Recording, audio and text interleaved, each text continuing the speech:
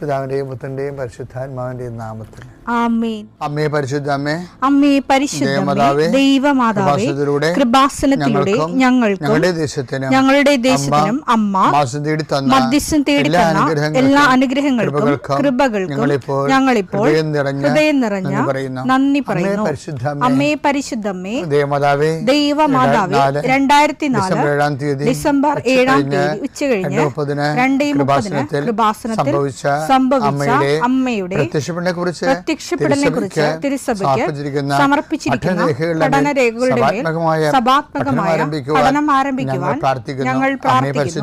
അമ്മേ പരിശുദ്ധമേ, ഭൂസ്വർലോകങ്ങളുടെ രാജ്ഞിയായ അങ്ങേയ്ക്ക് ഭൗമസംരക്ഷണത്തിനായി പ്രപഞ്ചപ്രകൃതിയെ തന്നെ തിരുസഭ പ്രതിഷ്ഠിക്കുവാൻ ഈ പ്രത്യക്ഷീകരണം വഴി ഇടയാക്കണമേ. പരിശുദ്ധമേ, ജപമാല മാതാവേ, സകല കൃപാസനം പ്രാർത്ഥനയോടും ചേർത്ത് ഞങ്ങളിപ്പോൾ പ്രാർത്ഥിക്കുന്ന ഈ കുടുംബത്തിന്റെ പ്രത്യേക നിയോഗം പറ മക്കളെ.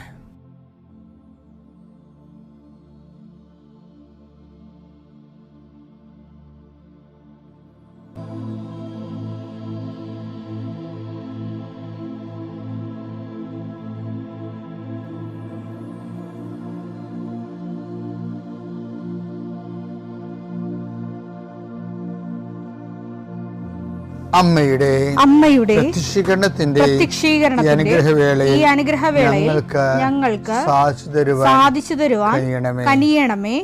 ആമേൻ. വിശ്വാസ പ്രമാണം.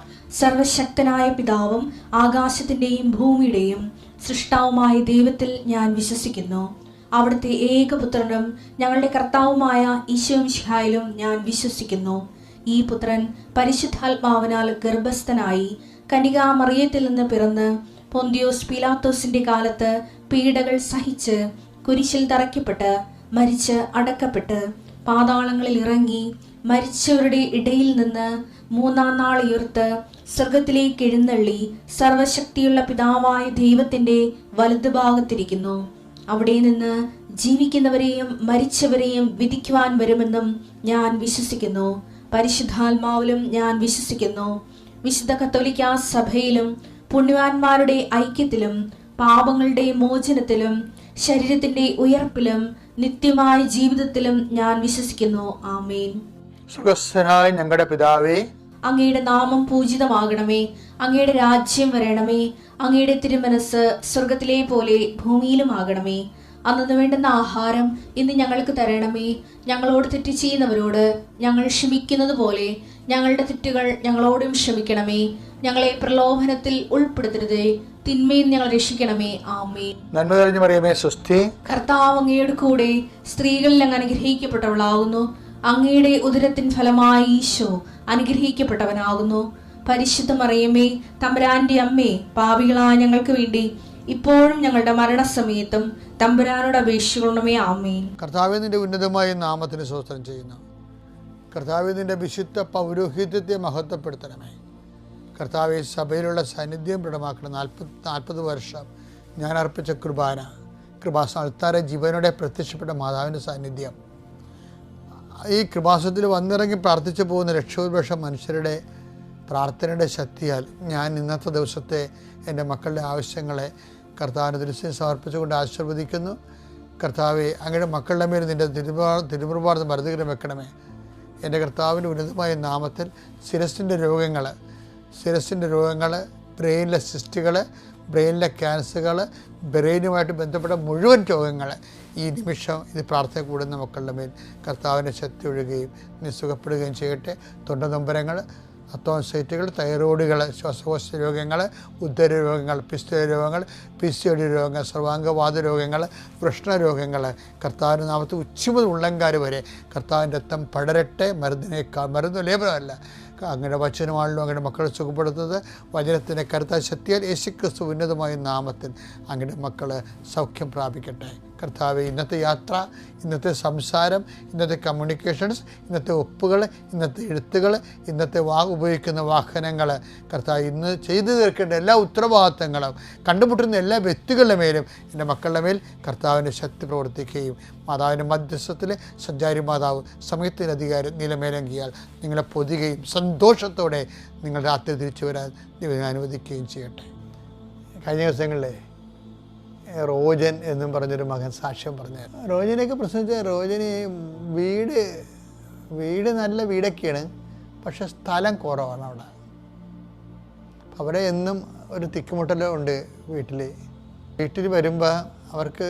അപ്പോൾ ഒരു പുതിയ വീട് വെച്ചപ്പോൾ വീടിൻ്റെ സ്ഥലം ഒതുങ്ങി. അപ്പോൾ വീടിൻ്റെ വീടിൻ്റെ പുറത്ത് ഒരു വഴിയുണ്ട്, ഉപയോഗിക്കാത്ത വഴിയാണ്. അപ്പം അതിൽ നിന്ന് അത് ഒരു സെൻറ്റ് സ്ഥലം കിട്ടിയാൽ ഇവർക്ക് കുറച്ചുകൂടി സൗകര്യം ഉണ്ടാകും. പക്ഷേ ചോദിച്ചാൽ തരുമോ എന്നറിയത്തില്ല. ചില ആൾക്കാർ നമ്മൾ ആവശ്യം പറഞ്ഞു തന്നാൽ പിന്നെ അവർ ലോകത്തില്ലാത്ത വിലയൊക്കെ പറയത്തില്ലേ, ഞങ്ങളത് കൊടുക്കാൻ ഉദ്ദേശിക്കണില്ലെന്ന് പറയും. 12 കൊല്ലം നമ്മളെ നടത്തും. അവർക്കൊരാവശ്യം ഉണ്ടാകത്തില്ല ചിലപ്പോൾ. ഒരു ഭാരപ്പെട്ട നാട്ടിൽ നടപ്പുള്ള വിലയാണെങ്കിൽ കൊടുത്ത് കാശ് മേടിക്കണമല്ല. പക്ഷേ ഇവരങ്ങനെ അവർക്ക് കാശ് ആവശ്യമില്ലാത്തത് കൊണ്ട് നമുക്കത് തരാതിരിക്കണം. എന്തെങ്കിലുമൊക്കെ ഏടാകൂടങ്ങളുണ്ടാവില്ല. അപ്പോൾ ഈ ഏടാകൂടങ്ങൾ കുറേ ഉള്ളത് കാരണം ഏറ്റവും വലിയ ഏടാകൂടം അതൊന്നുമല്ല. ആ സ്ഥലത്തിൻ്റെ ഉടമസ്ഥൻ്റെ വീട്ടിലൊരാൾ മരിച്ച്, ആ കുടുംബം മരിച്ചു. അപ്പം അത് 3 മാസം ആയുള്ളൂ. 3 മാസമായി. അപ്പോൾ ഇവർക്ക് റോജനെയൊക്കെ ചോദിക്കാൻ ഒരു റിലക്റ്റൻസി, ഇങ്ങനെയുള്ള കണ്ടീഷൻ ചോദിക്കണോ. ഇപ്പോൾ നമ്മൾ ചോദിച്ചില്ല, അവർ വേറെ ആർക്കെങ്കിലും സ്ഥലം വിറ്റുപോയാൽ നമ്മൾ എന്ത് ചെയ്യും? ഇപ്പോൾ ചോദിക്കണ്ടേ. അപ്പം അങ്ങനെയൊക്കെ ചിന്തിച്ച് അവസാനം ഇവർ 3 അമ്മയും ഭാര്യയും റോജനും സെപ്പറേറ്റ് ഉടമ്പടിയിലാണ്. ഒരു കുടുംബത്തിൽ തന്നെ 3 ഉടമ്പടിയാണ്. അപ്പോൾ അവർ അവസാനം പരിശുദ്ധാത്മാവ് നിങ്ങൾ ചോദിക്കാൻ പറഞ്ഞു. അപ്പോൾ അവർ ചോദിച്ച് ചോദിക്കണത് വിഷമമുണ്ട്, ഞങ്ങളങ്ങനെ ഉദ്ദേശിച്ചിട്ടില്ല, നിങ്ങളെ വിഷമിക്കാൻ ഉദ്ദേശിച്ചിട്ടില്ല. ഇപ്പോൾ വീട് വെച്ചപ്പോൾ ഒതുങ്ങിപ്പോയ സ്ഥലത്തകത്ത് പെരുമാറാൻ സ്ഥലമില്ല, ഞങ്ങൾക്ക് 1 സെൻറ്റ് സ്ഥലം കിട്ടിയാൽ കൊള്ളാമെന്ന് പറഞ്ഞു. ഇവരോടത്ത് എന്തെങ്കിലും 1 കൊല്ലം കഴിഞ്ഞ് തരാമെന്നവരൊക്കെ പറയുമെന്ന് വിചാരിച്ചത്. പക്ഷെ അവർക്ക് ഈ കാര്യങ്ങൾ പെട്ടെന്ന് മനസ്സിലാകുന്ന ആൾക്കാർ, ആ വീട്ടുകാർ. അത് പറഞ്ഞ് അതെന്താ, കുറച്ച് പണിയുണ്ടത്, വീട്ടുകാരൻ്റെ പുരയിടത്തു നിന്ന് പേരിൽ നിന്ന് എൻ്റെ പേരിലോട്ട് മാറ്റണം, എൻ്റെയും പിള്ളേരുടെ പേരിലോട്ട് മാറ്റണം. മാറ്റിയാൽ തരുന്നതിന് കുഴപ്പമൊന്നുമില്ലെന്ന് പറഞ്ഞു. അപ്പോൾ അവർ വില നിശ്ചയിച്ച്. പക്ഷെ അത് 1 മാസത്തിനുള്ളിൽ ആ സംഭവമില്ല നടന്നു. റോജൻ്റെ ഈ സാക്ഷ്യം കേട്ടപ്പോഴേ എൻ്റെ മനസ്സിൽ ഉണ്ടായിരുന്നൊരു സംഭവം, നമ്മൾ ഈ അപേക്ഷയൊക്കെ പൂരിപ്പിക്കത്തില്ലേ. അപ്പോൾ നമ്മൾ ബാങ്കിൽ അപേക്ഷയൊക്കെ പൂരിപ്പിക്കണം, വേറെ എന്തൊക്കെയല്ല ഇൻ്റർവ്യൂവിൻ്റെ അപേക്ഷയൊക്കെ പൂരിപ്പിക്കണം. താഴെ ഒരു സെക്ഷൻ ഉണ്ടായിരുന്നു, ഫോർ ഓഫീസ് യൂസ് ഒള്ളി അല്ലേ, ഫോർ ഓഫീസ് യൂസ് ഒള്ളി എന്ന് വെച്ച് കഴിഞ്ഞാൽ അത് ഓഫീസിൻ്റെ കൺകറൻസ്, അത് ആ അപേക്ഷ വെരിഫൈ ചെയ്ത് അതിനെ റെക്കമെൻഡ് ചെയ്യുകയോ അല്ലെങ്കിൽ റിമാർക്ക് എഴുതി മാറ്റുകയോ ചെയ്തിട്ട് ഓഫീസ് സീൽ വെക്കേണ്ട സ്ഥലമാണ്. ഫയലിലേക്ക് പോകണ മുമ്പ് ഓഫീസ് ഒപ്പും വേണം, മാനേജറുടെ ഒപ്പും വേണം, ഓഫീസിൻ്റെ സീലും വേണം. അതിന് പിന്നെ ചില അണ്ണന്മാർ അതൊന്നും അറിയാതെ അവിടെ കയറി എഴുതും. ഇങ്ങനെ കുറേ ആൾക്കാരുണ്ട്. എന്ന് വെച്ചാൽ ചിലത് ദൈവം തന്നെ ചെയ്യേണ്ടതാണ്, അവിടെ ഓഫീസ് യൂസ് ഉള്ളിയാണ്, ദൈവം തന്നെ ചെയ്യേണ്ടത്. നമ്മൾ ചെയ്താൽ ശരിയാകത്തില്ല, നമ്മൾ ചെയ്താൽ അത് ക്യാൻസലാകും മിക്കവാറും. ഈ അറിയാൻ പാടില്ലാത്തവർ കയറി ഓഫീസിൻ്റെ പേപ്പറെ കയറി കുറേ പേരൊക്കെ എഴുതി, നമ്മൾ സ്വന്തം കാര്യമൊക്കെ എഴുതി വെക്കണില്ലേ, അതുപോലെ വരും. അപ്പം ദൈവത്തിൻ്റെ ഭാഗത്തു നിന്നുള്ള കാര്യം ദൈവം തന്നെ ചെയ്യേണ്ടത്. അപ്പം നമ്മളെന്താ ചെയ്യേണ്ടത്? ദൈവത്തെ കൊണ്ട് അത് ചെയ്യിക്കണം. അതിനെന്ത് ചെയ്യണം? ദൈവം നമുക്ക് വേണ്ടി അത് ചെയ്യാൻ, ഇപ്പോൾ ബൈബിൾ പറയത്തില്ലേ, ഇവൻ ഇത് ചെയ്തു കൊടുക്കാൻ ഇവൻ അർഹനാണ്. ആ വചനം എടുത്തേ, ലുക്കാ 7:4. അവർ യേശുവിൻ്റെ അത് യഹൂദ പ്രമാണികളാണ് കേട്ടോ. അവർ യേശുവിൻ്റെ അടുത്ത് വന്ന് കേണ് അപേക്ഷിച്ചു പറഞ്ഞു, നീ ഇത് ചെയ്തു കൊടുക്കാൻ അവൻ അർഹനാണ്. അതാണ് വിഷയം, അവൻ അർഹനാണ്. അപ്പം നമ്മളെ ഫോർ ഓഫീസേഴ്സ് ഉള്ളെന്ന് പറയുമ്പോൾ നമ്മൾ ചെയ്യേണ്ടത്, അത് ദൈവം ചെയ്യാനുള്ള ദൈവം ചെയ്തോളൂ. പക്ഷെ നമ്മൾ ചെയ്യേണ്ടത് എന്താണ്? ഇത് ദൈവം അത് ചെയ്തു തരാൻ, ആ ഓഫീസിലെ വർക്ക് കൺകറൻസ് ചെയ്തു തരാൻ, സീൽ ചെയ്തു തരാൻ, സൈൻ ചെയ്തു തരാൻ നമ്മൾ തന്നെ ദൈവതിരുസനെ അർഹരാക്കേണ്ടതുണ്ട്. മാതാവിനും ഈശോയ്ക്കും ഒത്തിരി നന്ദി പറയുകയാണ്. അമ്മ മാതാവിലൂടെ ഈശോ ഞങ്ങളുടെ കുടുംബത്തിൽ ഒത്തിരിയേറെ നന്മകൾ ചെയ്തിട്ടുണ്ട്. 2023 നവംബറിലാണ് ഞങ്ങൾ ഉടമ്പടി എടുക്കാൻ വേണ്ടി ഇവിടെ വന്നത്. ഞങ്ങൾ 2018 കാനഡയ്ക്ക് പോകുന്നത്. ഉടമ്പടി എടുക്കുന്ന വരെയുള്ള 5 വർഷങ്ങളിൽ ശരിക്കും പറഞ്ഞു കഴിഞ്ഞാൽ നന്നായിട്ട് സ്ട്രഗിൾ ചെയ്യുമായിരുന്നു. എവിടെ പോയാലും ഞങ്ങൾ പഠിച്ചതനുസരിച്ച് ജോലി കിട്ടാറില്ല. പിന്നെ ജോലി കിട്ടിയാലും അവിടെയൊക്കെ ഞങ്ങൾക്ക് പ്രശ്നങ്ങളാണ്. അങ്ങനെ ഞങ്ങളുടെ 2-3 ഫ്രണ്ട്സ് ഇവിടെ വന്ന് ഉടമ്പടി എടുത്ത കാര്യം അറിഞ്ഞാണ് ഞങ്ങൾ ഇങ്ങോട്ട് വരുന്നത്. ഇവിടെ വന്ന് ഉടമ്പടി എടുത്ത് ഞങ്ങൾ തിരിച്ച് കാനഡയിൽ നവംബർ ലാസ്റ്റോടെ എത്തിക്കഴിഞ്ഞപ്പോൾ ആദ്യം ചെയ്യുന്ന ചില കവിതയുടെ ജോലി സ്ഥലത്ത് ഉടമ്പടി ഒപ്പിട്ടിട്ട് പ്രാർത്ഥിച്ചിട്ട് പറഞ്ഞു എനിക്ക് നല്ലൊരു സ്ഥലത്തേക്ക് ജോലി മാറ്റിത്തരണമെന്ന്. അപ്പം അങ്ങനെ പ്രാർത്ഥിച്ചുകൊണ്ടിരിക്കുമ്പോൾ അമ്മ മാതാവ് കവിതയുടെ സ്വപ്നത്തിൽ പ്രത്യക്ഷപ്പെട്ടിട്ട് ഒരു സ്ഥാപനം കാണിച്ചു കൊടുക്കുകയാണ്. ഒരു ബ്രൗൺ ബ്രിക്സൊക്കെ ഉള്ളൊരു സ്ഥാപനം. അത് കഴിഞ്ഞ് ഞങ്ങളൊരു സ്ഥലത്ത് ഇൻ്റർവ്യൂവിന് ജോലിക്ക് അപ്ലൈ ചെയ്തു. അവർ ഓൺലൈനിൽ വന്ന് ഇൻ്റർവ്യൂ നടത്തി കവിതയെ സെലക്ട് ചെയ്ത് കവിത അവിടെ എത്തിയ ആ സ്ഥാപനം കാണുമ്പോഴാണ് അത്ഭുതം മനസ്സിലാകുന്നത്. അമ്മ മാതാവ് സ്വപ്നത്തിൽ കാണിച്ച ആ സ്ഥാപനം തന്നെയായിരുന്നു കവിതയ്ക്ക് ജോലി കിട്ടിയത്. കവിതയ്ക്ക് ജോലി കിട്ടി. ഞങ്ങളവിടെ നിന്ന് മൂവ് ചെയ്യാൻ പോകുമ്പോൾ ഞങ്ങൾക്കൊരു പ്രശ്നം വന്നു. 18-ാം തീയതി ഞങ്ങൾക്ക് ജോയിൻ ചെയ്യണം. ഞങ്ങൾക്ക് അവിടെ അപ്പാർട്ട്മെൻറ്റ് റെഡി ആയിട്ടില്ല. ഏകദേശം ഞങ്ങൾ താമസിക്കുന്നിടത്ത് 1200 കിലോമീറ്റർ ഡ്രൈവ് ചെയ്ത് വേണം അവിടെ എത്താൻ വേണ്ടി. ഞങ്ങൾ പല സ്ഥലത്തും ട്രൈ ചെയ്തു ഒരു അപ്പാർട്ട്മെൻറ്റിന് വേണ്ടി. മാതാവിനോട് പ്രാർത്ഥിച്ചു. അപ്പം വേറെ ഒരു അപ്ഡേഷനൊന്നുമില്ല. പക്ഷേ ഞങ്ങൾ രണ്ടും കൽപ്പിച്ച് ഏതായാലും മാതാവ് തന്ന ജോലിയല്ലേ പോയേക്കാമെന്ന് ഓർത്ത് ഞങ്ങൾ വണ്ടി എടുത്ത് പോകാൻ പ്ലാൻ ചെയ്തതിൻ്റെ ഒരു ദിവസം രാവിലെ 10 മണിക്ക് പോകാമെന്ന് ഞങ്ങൾ പ്ലാൻ ഇട്ടത്. 10 മണിക്ക് പോയിട്ട് അവിടെ ഏതെങ്കിലും ഹോട്ടലിൽ ഏകദേശം ഒരു 15 ദിവസം ഹോട്ടലിൽ താമസിക്കാം. 1-ാം തീയതി ഞങ്ങൾക്കുള്ള അപ്പാർട്ട്മെൻറ്റ് റെഡി ആയി കിട്ടുള്ളൂ എന്ന് ഞങ്ങൾക്ക് മെസ്സേജ് വന്നിട്ടുണ്ട്. ശരി, ഏതായാലും ഉടമ്പടിയിലുള്ളതല്ലേ, ധൈര്യമായിട്ട് അങ്ങ് ഇറങ്ങി എന്നുള്ള പ്ലാനിലങ്ങോട്ട് ഇറങ്ങാമെന്ന് പ്ലാൻ ചെയ്തതിൻ്റെ രാത്രി ഞങ്ങൾക്ക് മെസ്സേജ് വരികയാണ്. പിറ്റേ ദിവസം രാവിലെ സ്നോ സ്റ്റോമാണ്. രാവിലെ 8 മണിയാകുമ്പോൾ സ്റ്റോം ഉണ്ട്. അതുകൊണ്ട് ട്രാവൽ പ്ലാനുള്ളവർ നേരത്തെ പ്ലാൻ ചെയ്യണമെന്ന് പറഞ്ഞ് അതനുസരിച്ച് ഞങ്ങൾ രാവിലെ 4 മണിക്ക് അവിടുന്ന് സ്റ്റാർട്ട് ചെയ്ത് ഞങ്ങളുടെ ഡെസ്റ്റിനേഷൻ പോയിന്റിൽ എത്താറാകുമ്പോൾ ഞങ്ങൾക്ക് അടുത്ത മെസ്സേജ് വരുവാണ്, നിങ്ങളുടെ അപ്പാർട്ട്മെൻറ്റ് റെഡി ആയിട്ടുണ്ട്, വന്ന് കീ വാങ്ങിക്കൊള്ളാൻ. അതുമാത്രമല്ല ഈ 15 ദിവസം നിങ്ങളതിന് റെൻറ്റ് പേ ചെയ്യേണ്ട. അത് കഴിഞ്ഞ് നമ്മുടെ കോൺട്രാക്ട് 1-ാം തീയതി മുതലാണ്. ഈ 1-ാം തീയതി മുതലുള്ള റെൻറ്റ് മാത്രം നിങ്ങൾ പേ ചെയ്താൽ മതി എന്ന്. അത് സത്യം ഞങ്ങളെ സംബന്ധിച്ച് വലിയൊരു അത്ഭുതമായിരുന്നു. കാരണം ഞങ്ങൾ ഹോട്ടൽ വിളിച്ച് ബുക്ക് ചെയ്ത് എല്ലാം പ്ലാൻ ചെയ്ത് പോയതാണ്. അത് മാറിക്കിട്ടി. ഞങ്ങൾ അപ്പാർട്ട്മെൻറ്റിലെത്തി. കവിത ജോലിക്ക് ജോയിൻ ചെയ്ത് ഒരാഴ്ച കഴിഞ്ഞപ്പോഴത്തേക്ക് അടുത്ത സംഭവം ഉണ്ടായി. കവിത വൊമിറ്റ് ചെയ്തു. സാധാരണ കവിത വൊമിറ്റ് ചെയ്തുള്ള അടുത്ത സംഭവം എന്താണെന്ന് വെച്ച് കഴിഞ്ഞാൽ അവൾ പ്രഗ്നൻ്റ് ആണെന്ന് എനിക്ക് മനസ്സിലായി. കാരണം ഞങ്ങളുടെ ഉടമ്പടിയിലുള്ള ഞങ്ങളുടെ ഒരു നിയോഗം കൂടിയായിരുന്നു, ഞങ്ങൾക്കൊരു ആൺകുട്ടി കൂടെ വേണം, ആന്റണി. അപ്പം അതിനുവേണ്ടി ഞങ്ങൾ പ്രാർത്ഥിച്ചുകൊണ്ടിരിപ്പുണ്ടായിരുന്നു. അപ്പം പ്രാർത്ഥനകളും ഉടമ്പടി വസ്തുക്കളൊക്കെ ഞങ്ങൾ ഉപയോഗിക്കുന്നുണ്ട്. അപ്പോൾ സന്തോഷമുള്ള കാര്യമാണ്. പക്ഷേ അതിൻ്റെ അടുത്ത പ്രശ്നം, കവിത പ്രഗ്നൻ്റ് ആയി കഴിഞ്ഞാൽ പിന്നെ അടുത്ത 8 മാസം കവിത ഹോസ്പിറ്റലായിരിക്കും. അപ്പോൾ ഞങ്ങൾക്ക് രണ്ടുപേർക്കും ജോലിക്ക് പോകാൻ പറ്റില്ല, പിള്ളേരെ നോക്കണം. അപ്പോൾ മൊത്തത്തിൽ ഞങ്ങൾ പ്രശ്നത്തിലാകും. പിന്നെ ഞങ്ങൾ ഇൻഷുറൻസ്, ഞങ്ങൾ യൂസ് ചെയ്യുന്ന മെഡിസിൻസ് ഒക്കെ എക്സ്പെൻസീവ് ആണ്. പിന്നെ കവിതയ്ക്ക് എല്ലാ കോംപ്ലിക്കേഷൻ ഉണ്ട്. BP ഉണ്ടാവും, ജസ്റ്റേഷൻ ഡയബറ്റിക്സ് ഉണ്ടാവും, അങ്ങനത്തെ എല്ലാ പ്രശ്നങ്ങളും ഉണ്ടാകും. അപ്പം ഏതായാലും അപ്പോഴും ഞങ്ങൾക്കൊരു ധൈര്യം, ഞങ്ങൾ ഉടമ്പടിയിലല്ലേ എന്നുള്ളത്. പക്ഷേ ഈ പ്രാവശ്യം സംഭവിച്ചതെന്ന് വെച്ച് കഴിഞ്ഞാൽ ആ ഒറ്റ ഛർദ്ദിലൂടെ എല്ലാം കഴിഞ്ഞു. പിന്നെ ഡെലിവറി വരെ കവിത ഛർദ്ദിച്ചിട്ടുമില്ല. കവിതയ്ക്ക് കറക്റ്റായിട്ട് ജോലിക്ക് പോകാൻ പറ്റി. കവിതയുടെ 3 months ജോബ് ടൈം അത് കംപ്ലീറ്റ് ചെയ്ത് കഴിഞ്ഞപ്പോഴത്തേക്ക് എംപ്ലോയർ തന്നെ ഇങ്ങോട്ട് വിളിച്ച് പറഞ്ഞു, നിങ്ങൾക്ക് ഇന്ന ലീവൊക്കെ എടുക്കാം, അത് ഫുൾ സാലറിയോടുകൂടെ. കാരണം അമ്മ മാതാവിൻ്റെ വലിയൊരു സപ്പോർട്ടാണ് ഞങ്ങളുടെ ലൈഫിൽ ഞങ്ങൾ കാണാൻ തുടങ്ങിയത്. കാരണം കഴിഞ്ഞ 3 പ്രഗ്നൻസിയിലും എപ്പോഴും ഹോസ്പിറ്റലിൽ, എല്ലാ ആഴ്ചയിലും ഹോസ്പിറ്റലിൽ കൊണ്ട് ഈ അയൺ ഇൻഫ്യൂസ് ചെയ്യും, ഡ്രിപ്പിടും, അങ്ങനെ നടന്ന ഒരാൾ ഈ പ്രാവശ്യം എല്ലാ ഭക്ഷണവും കഴിച്ച് കറക്റ്റായിട്ട് ജോലിക്കും പോയി, ഫുൾ സാലറിയോടുകൂടെ കറക്റ്റായിട്ട് ഒരു കോംപ്ലിക്കേഷനിലാണ്. ഈവൻ ഇൻസുലിൻ പോലും എടുക്കേണ്ടതാണ് ഈ ബേബിനെ ഞങ്ങൾക്ക് മാതാവ് എത്തിച്ചു തരികയും ചെയ്തത്. അതേസമയം അതുപോലെ തന്നെ സാധാരണ എല്ലാ പ്രഗ്നൻസിയിലും ഞങ്ങളുടെ പേരൻസിനെ കൊണ്ടുപോകാൻ ട്രൈ ചെയ്യും, ഒരിക്കലും നടക്കാറില്ല. ഈ പ്രാവശ്യം ഞങ്ങൾ ട്രൈ ചെയ്തില്ല. കറക്റ്റായിട്ട് കവിത അമ്മച്ചി കവിത ഹോസ്പിറ്റലായ സമയത്ത് കാനഡയിൽ എത്തുകയും എല്ലാ സപ്പോർട്ടും ഞങ്ങൾക്ക് ചെയ്തു തരാൻ പറ്റുകയും ചെയ്തിട്ടുണ്ട്. അതും വലിയൊരു അത്ഭുതമായിട്ടാണ് ഞങ്ങൾക്ക് തോന്നിയത്. പിന്നെ അടുത്തൊരു കാര്യം വെച്ച് കഴിഞ്ഞാൽ കവിത മെറ്റേണിറ്റി കഴിയുമ്പം എൻ്റെ ഒരു പ്രശ്നം എന്ന് വെച്ച് കഴിഞ്ഞാൽ ഞാനൊരു സെയിൽസ് പ്രൊഫഷണലാണ്. 5 വർഷമായിട്ട് ഞാൻ സ്ട്രഗിൾ ചെയ്യുമായിരുന്നു. കാരണം എനിക്ക് സെയിൽസിൽ ജോലി കിട്ടാറില്ല. ചെറിയ ജോലിയൊക്കെ ചെയ്യും, ഫാമിലി സപ്പോർട്ട് ചെയ്യാൻ പറ്റുന്നുണ്ട്. അങ്ങനെ ഞാനത് ഉടമ്പടി വെച്ച് പ്രാർത്ഥിച്ചുകൊണ്ടിരിക്കുമ്പോൾ ഞാൻ ഓരോ ഇൻ്റർവ്യൂവിന് അപ്ലൈ ചെയ്തപ്പോഴത്തേക്ക് ആ ലേഡി എന്നെ വിളിച്ചിട്ട് പറയുകയാണ്, ജോസഫ്, നീ ഇന്ന സ്ഥലത്തല്ലേ താമസിക്കുന്നത്, ആ സ്ഥലത്ത് ഞങ്ങൾക്കൊരു വേക്കൻസി ഇല്ല, പക്ഷേ എനിക്ക് കഴിഞ്ഞ ദിവസം തോന്നുകയാണ് അവിടെ വെച്ച് ബേസ് ചെയ്തിട്ടൊരു സെയിൽസാണ് ഒരാളെ എനിക്ക് ആവശ്യമുണ്ട്. അതുകൊണ്ട് നിൻ്റെ ക്വാളിഫിക്കേഷൻ ഞാൻ നോക്കിയിരുന്നില്ല, ആ സ്ഥലത്തിൻ്റെ പേര് കണ്ടപ്പോഴത്തേക്കും ഞാൻ നിന്നെ വിളിച്ചതാണ്.